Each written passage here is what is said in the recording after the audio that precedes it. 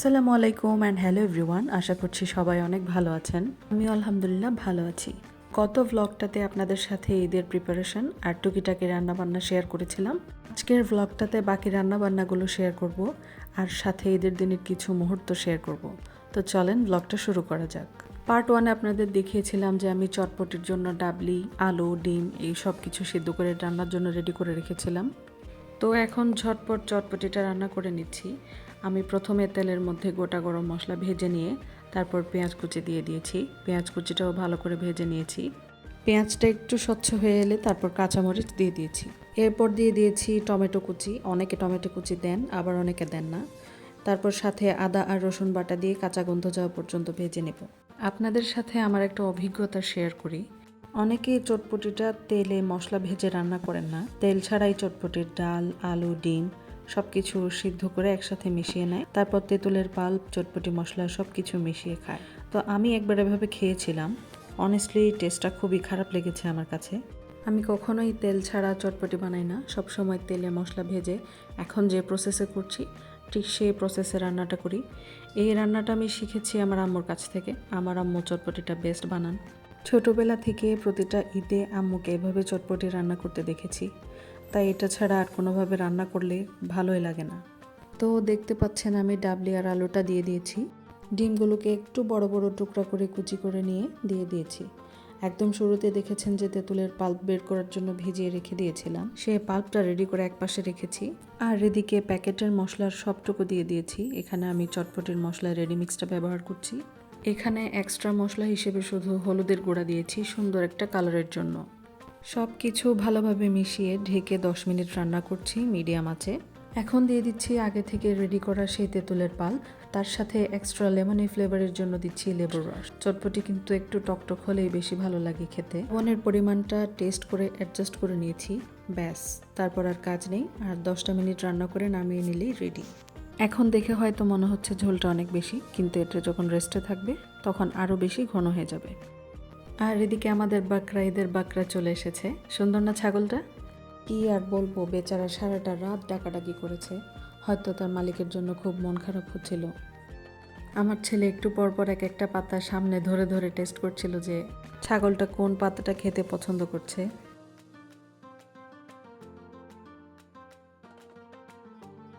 আর এদিকে এখন চালের রুটি বানাবো। আপনারা তো সবাই জানেন চালের রুটির জন্য পানির সাথে স্বাদমতো লবণ দিয়ে পানিটা ভালোভাবে ফুটিয়ে তারপর চালের গুঁড়া দিয়ে ডো করতে হয়। তো আমিও সেমভাবে ডোটা করে নিয়েছি। এখন একটা বড় থালার মধ্যে নামিয়ে নিয়েছি। ডোটার টেম্পারেচার যখন সহনীয় পর্যায়ে এসেছে তখনই একটু একটু গরম থাকতে ডোটা মুথে নিতে হবে। আমি ঠান্ডা পানিতে বারবার হাত ভিজিয়ে ভিজিয়ে অনেকক্ষণ মথে নিয়েছি ডোটা। বেশি সময় নিয়ে মথে নিলে রুটির চারপাশটা আর ফাটে না, রুটিগুলো কিন্তু খুব সুন্দর সফট সফট হয়। এরপর ডো থেকে লেচিগুলো কেটে কেটে গোল গোল শেপ দিয়ে নিচ্ছি। আমি লেচিগুলো সবই একই মাপের রাখার চেষ্টা করছি, যাতে সব রুটি সমান হলে দেখতে খুবই ভালো লাগে। এত যত্ন করে কাটা লেচিগুলো যদি বাতাসের সংস্পর্শে বেশিক্ষণ থাকে তাহলে কিন্তু শক্ত হয়ে যেতে পারে। তাই আমি লেচিগুলো গোল গোল করার পর ঢেকে রেখেছিলাম। তারপর একটা একটা করে রুটিগুলো বেলে নিয়েছি। আটার রুটি বেলার সময় কিন্তু এতটা খেয়াল না করলেও চলে, তবে চালের রুটি বেলার সময় অনেক ধৈর্য নিয়ে ধীরে ধীরে বেলতে হয়, না হলে ছিঁড়ে যাওয়ার চান্স বেশি থাকে। দেখতে পাচ্ছেন আমি রুটি বেলার আগে পিঁড়িতে আর বেলনের মধ্যে ভালোভাবে চালের গুঁড়া ছড়িয়ে দিচ্ছি। এতে হবে কি, ডোটা বেলনে বা পিঁড়িতে লেগে ছিঁড়ে যাবে না। এখন একটা করে লেচি নিয়ে ধীরে ধীরে সেগুলোকে বেলে নিচ্ছি। লেচিটা হালকা চ্যাপ্টা করে ধারগুলো ভালোভাবে বেলন দিয়ে সিল করে নিচ্ছি, দেখতে পাচ্ছেন, যাতে করে রুটির ধারগুলো না ফাটে।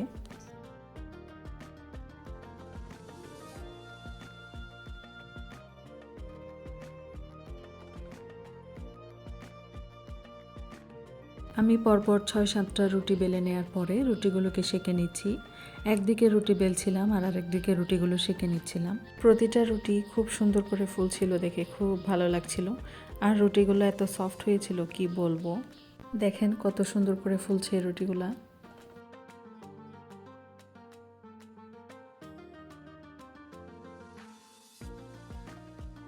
ওই যে বলছিলাম রুটিগুলো খুব সফট হয়েছে। সফটনেসটা দেখেন শুধু, যেভাবে ভাঁজ করছি সেভাবে ভাঁজ পড়ে যাচ্ছে।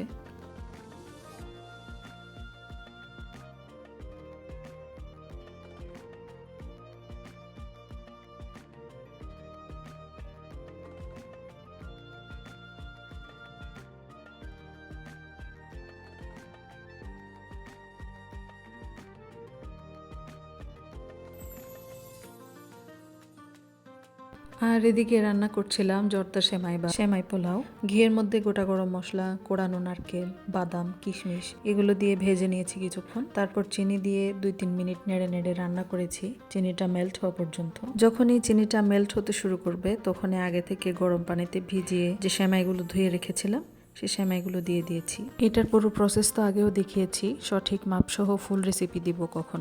আমাদের প্রতি বছরই সাধ্যমতো গরু দিয়ে কুরবানি করা হয়, তবে এবছর একটু ব্যতিক্রম করতে চেয়েছিলাম যে গরুর পাশাপাশি ছাগলের মাংসও থাকবে, কারণ আমার ছেলের ছাগলের মাংস খুবই পছন্দ।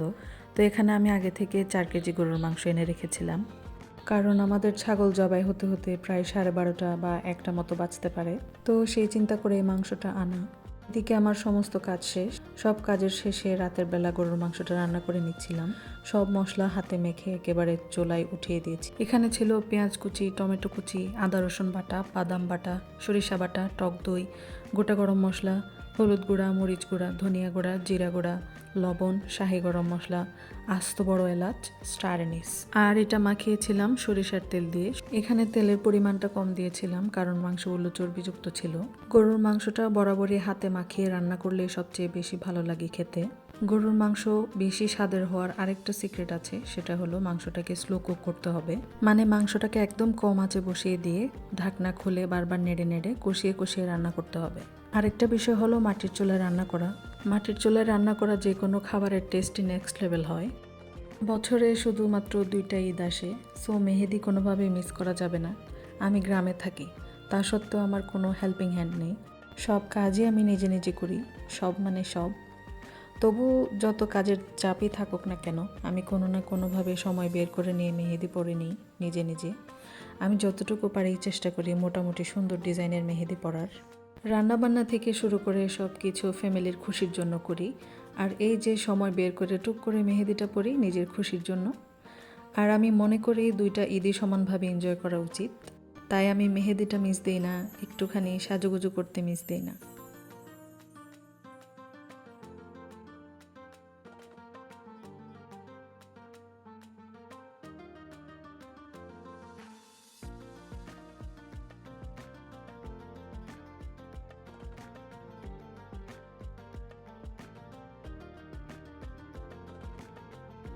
এবারের ডিজাইনটা আপনাদের কেমন লেগেছে কমেন্টে জানাবেন। আমার তো খুবই ভালো লেগেছে। মেহেদিটা পরে হাতে পলিথিন পেঁচিয়ে ঘুমিয়ে গেছিলাম রাতে। এই যে এটা ঈদের সকালের ভিডিও। কালারটা এখন খুবই কম। এদিকে হাজব্যান্ড আর ছেলে ততক্ষণে নামাজের জন্য রেডি হয়ে গিয়েছে। তাদের সুন্দর সুন্দর করে কয়েকটা ছবি তুলে দিয়েছি। তারা দুজনেই নামাজ পড়ে চলে এসেছে, তো আমি তাদের জন্য নাস্তা রেডি করে দিচ্ছি। গতদিনের বানানো পুডিংটা ডিমোল্ড করে নিচ্ছি। পুডিংটা খুব সুন্দর সফট আর বাউন্সি হয়েছিল।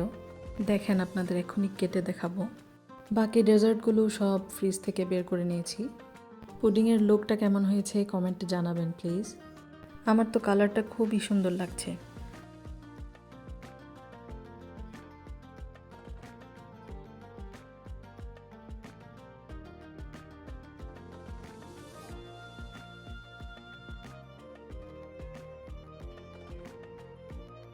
স্লাইসটা দেখেন, এমন ঠান্ডা ঠান্ডা এক স্লাইস পুডিং হলে আর কি লাগে। এই তো আমার সবগুলো ডেজার্টের এক ঝলক দেখিয়ে দিচ্ছি আপনাদের। হাজব্যান্ড আর ছেলে সব ডেজার্টই টেস্ট করেছে, তাদের কাছে সবগুলোই বেস্ট লেগেছে বলল। তাদের এই খুশিটাই আমার কাছে সবচেয়ে বেশি ভালো লাগে। এদিকে গরুর মাংসটা আমি গরম করে নিচ্ছি সকাল সকাল।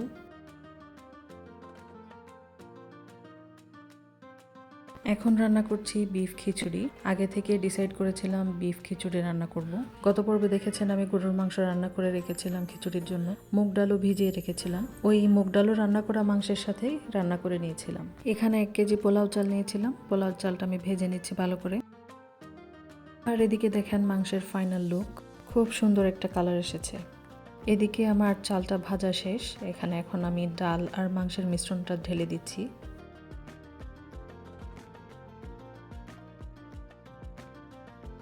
এটাকে অল্প আঁচে অনেকক্ষণ ভেজে নিয়েছি যাতে সুন্দর একটা সুগন্ধ সবখানে ছড়িয়ে যায়। অন্যদিকে এখানে দেওয়ার জন্য আমি পানিটাও মেপে রেখেছি।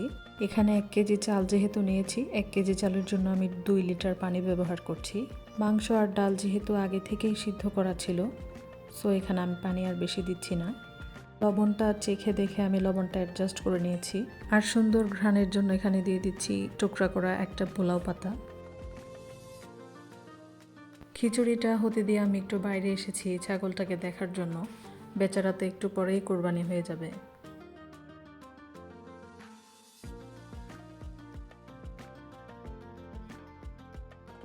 ধীরে ধীরে মেহেদির কালারটাও কত সুন্দর আসছে। এদিকে আমার বিফ খিচুড়ি একদম ডান। আর আমি চটপটিটা একটু টেস্ট করছিলাম, অনেক মজা হয়েছিল চটপটিটা।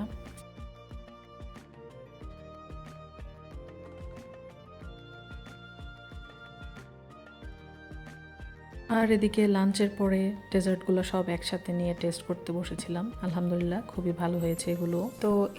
এই ছিল আমার এবারের ঈদ আয়োজন। আপনারা কি কি করলেন জানাবেন কমেন্টে। ভিডিওটা ভালো লাগলে লাইক করে দিবেন, প্রিয়জনদের সাথে ভিডিওটা শেয়ার করে দিবেন, সাবস্ক্রাইব করতে ভুলবেন না কিন্তু।